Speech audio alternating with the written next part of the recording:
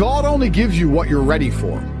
And on the rare occasions he gives you something you're not ready for, you're going to regret it. Ask yourself, do you deserve millions of dollars? You know you don't deserve it, and God knows you don't deserve it.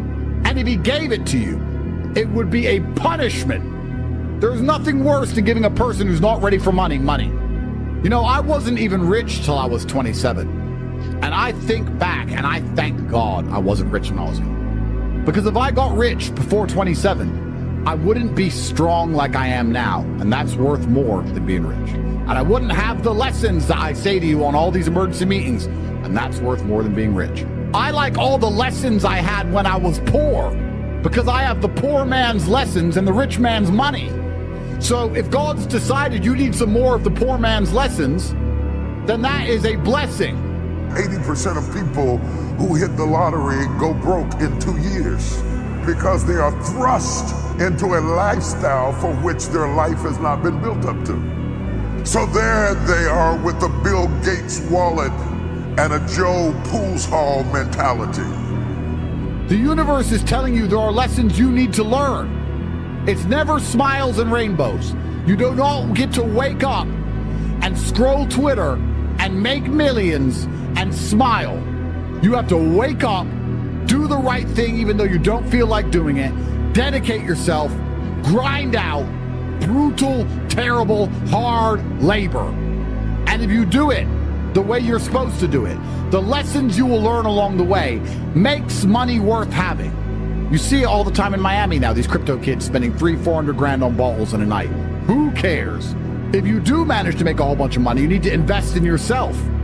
Because we don't give a shit about how much money you have. We care about the quality of your character as a man. That's what we care about. So ask yourself a question. If you were honest, do you want a 1% chance of making it today? Or do you want a 100% chance you're going to pull it off in 3 years? The intelligent people would say, well, 3 years of working, learning lessons along the way, plus a guaranteed success. I'll take the 3 years. But most of you, if offered that chance, you would take the instant gamble bet because you are so monumentally lazy that you would rather roll that dice, lose, and sit at home with no prospects, no hope, than dedicate yourself to something for a living. The 3 years it will take you to get to the guaranteed success are not wasted. They are spent teaching you things you're going to need to know once you get there to be the man you're supposed to be anyway. Let me tell you a really universal thing that applies to all realms of life. And I just said about easy come, easy go, but that's what the crypto problem is. People are making money now so easily, they're losing scope of what money is. I grew up in a world where 10 grand got someone killed. Crypto's got it all messed up to the point now where people think 10 grand is absolutely nothing. The true wealth that you obtained from making money in the olden days were the lessons you learned as you made the money. You had to learn how to do taxes. You had to learn how to deal with the government. You had to learn how to sell to customers. You had to learn how to have staff, keep them motivated, how to sell. You would learn things. It's easy to win at anything if you're good at other things. I want to make you all feel better. If you're watching this and you didn't become a millionaire yesterday, I want to make you feel better. Because there are timelines in this multiverse where you caught that $1 million pump and you got in your car and you crashed. You could have caught that $1 million pump and somebody you love would have heard about it and got excited and tried to drive home a little bit quicker and crashed their car. And if you could then, with hindsight, be offered 2 timelines, do you want that pump with these scenarios, or do you want to ignore the pump and everyone be healthy? I know you're sitting to think, but Tate always says work, lock in. I do, but you are making a deadly mistake with this asinine conflation between perma-loss and getting wrecked and work. So this terrible FOMO, this chasing shiny objects to imagine this perfect world where you pulled off this free money from the sky that you didn't even work for. You need to get that out of your head. That negative emotion that you feel, that sadness that you feel, that should have you in the gym training harder than you've ever trained. If God decided you didn't need to catch that pump right now, then his plan for you is for you to dedicate yourself and rain dance until you eventually catch the pump when you deserve it. Taking the L on your chin like a man and saying, yeah, I didn't deserve that money yet. As you get older, you get to look back and you get to put your whole story together, the whole tapestry together. I knew I wouldn't stay poor. Did I ever think I'd get this rich? But did I ever think it would probably happen at this level? No, but it's amazing how the compounding interest of just endless raw action adds up. But I really believe God's given me one of the best lives, and I can't complain about anything bad that's happened. It's all been fantastic. I'm truly thankful for all of it. Thank you, God, for that difficult time. I think if a couple bad things happen to you, you should be intelligent enough to realize that eventually you're going to get over it and you're going to learn an important lesson. It's going to change you in the correct direction. And Allah's the best of planners, and He knows what you need to learn. I think that as humans, especially as men, we only learn the hard way anyway. There's no easy way to learn a lesson. You have to learn the hard way. So God gives us lessons via difficulty. He thinks you need to learn this about yourself or this about other people. So I'm going to give you a difficult time so you can learn your lesson. Because if I told you, if I just said, hey, Andrew, this is how the world works, you go, yeah. But when I show you, when you feel it, my fight coach used to say, you have to feel it to believe it. He was teaching low kicks. He'd kick your leg off. Because you don't believe in the power of a low kick. You don't believe a low kick can be so devastating unless you felt it. You have to feel it to believe it. So God will give you a difficult time so you learn your lessons. And the lessons are very important for you to be the person who you need to be in this life. He's the best of planners, and I'm thankful for all the lessons He's given me. He's bestowed knowledge upon me. How could I not be grateful to God for making me so intelligent and wise and the ability to look into things so deeply and come up to the right decision and basically predict the future perfectly? How did I know how the world works? You have to have difficulty happening to you all the time. So when you sit and say, I want an easy life, what you're saying is you're a dummy and you want to be a dummy. You want to stay a dummy. I want an easy life and I don't want anything bad to happen to me, because even though it will teach me lessons, I'm too big of I can't handle the emotional pain. I can't handle the stress. So you want to stay a dumbass. I don't want to be a dummy. I want to be smart. If I want to be smart, then hurt me. All of the wisdom I have, all of this knowledge I speak, all of these things I say have been learned through basically difficulty of life, through professional fighting and being poor and all bad things happening to me and struggle. All of my lessons have been bad things, bad events, bad scenarios, bad situations, pain, suffering, anger, resentment. All of these horrible emotions are how I've learned everything.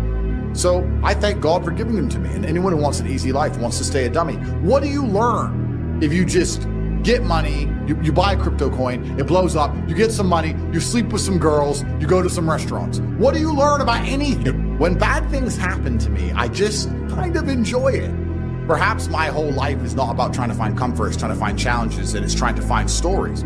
Once you understand all of the bad things and good things that come into your life are a perfect plan from God Himself, you're going to be a lot less affected by the bad things. If something bad happens to you, it's part of God's plan. He knows what He's doing. In the end, you're going to be happy it happened. I often ask people, is there anything bad that's happened to you in the past at the time you were distraught about that you now wish didn't even happen? And truthfully, you're like, no, I'm kind of glad it all happened because of. So if you understand you're always going to get there eventually, why be upset about it now, right? If you know in a year from now you'll be glad it happened, why be upset about it happening now? You have to be cerebral enough about things. I think that a lot of people don't understand that it's all of the challenges and struggles that's going to make them, it's either going to make or break them. I was sent a study about stress from somebody. It's probably the best study I ever read. And it's talked about the placebo effect of stress. And it said that they took some of the most stressed people in the world, CEOs, etc. And the ones who believed that stress was really bad for them were dying earlier because of the cortisol inside of their blood. And they said stress was really bad for them, they were having heart attacks. But the ones who believed that stress was good for them and it made them perform, I perform under pressure, stress is good for me, they were living longer. So the same drug inside of their blood, how they framed it inside of their mind had different effects on their body. So from that point onwards, even though I already thought this way, I knew it was the right way to think innately because I've done pretty good in life that way. But this confirmed it. Every time I feel stressed or under pressure, I get excited.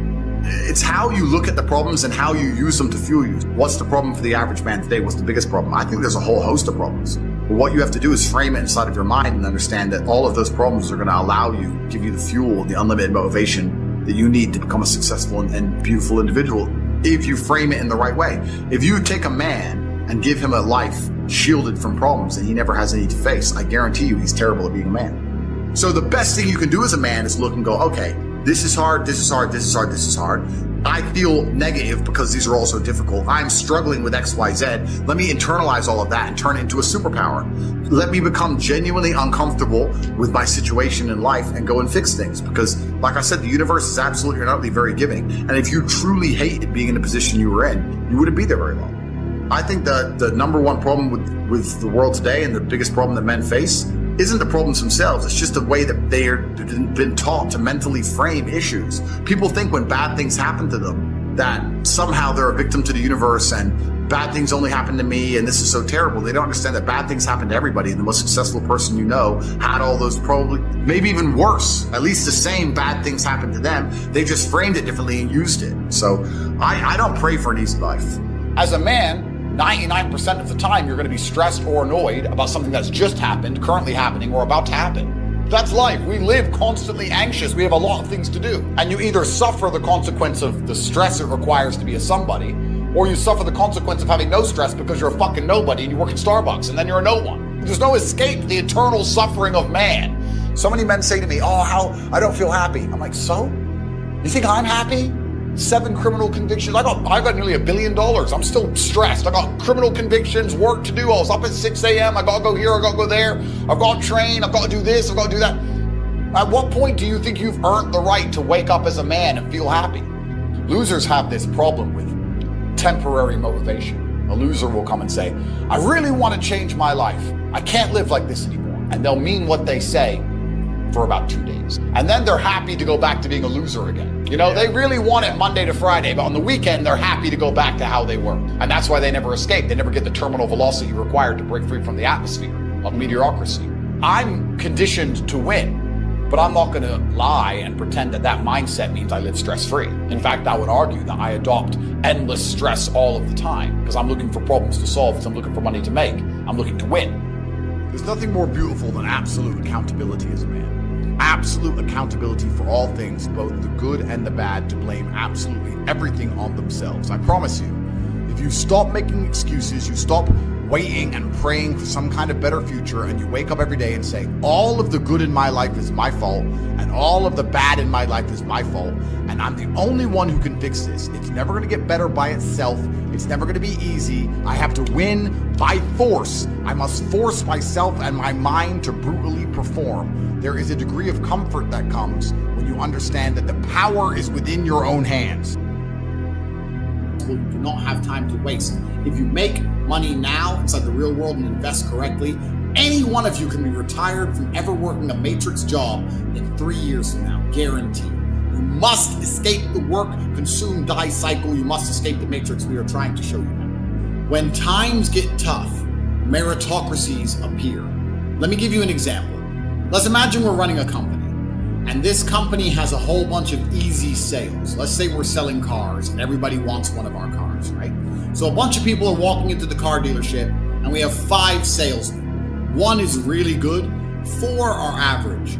Well, everyone wants the car, so lots of leads are coming in, and all the salesmen have enough leads, and all the salesmen are making money. Then let's imagine something bad happens to the car brand. There's a big crash, or the cars keep setting on fire, or something happens that damages the brand. Now less people are coming in, less leads are coming in the door, but also the company needs money worse than ever.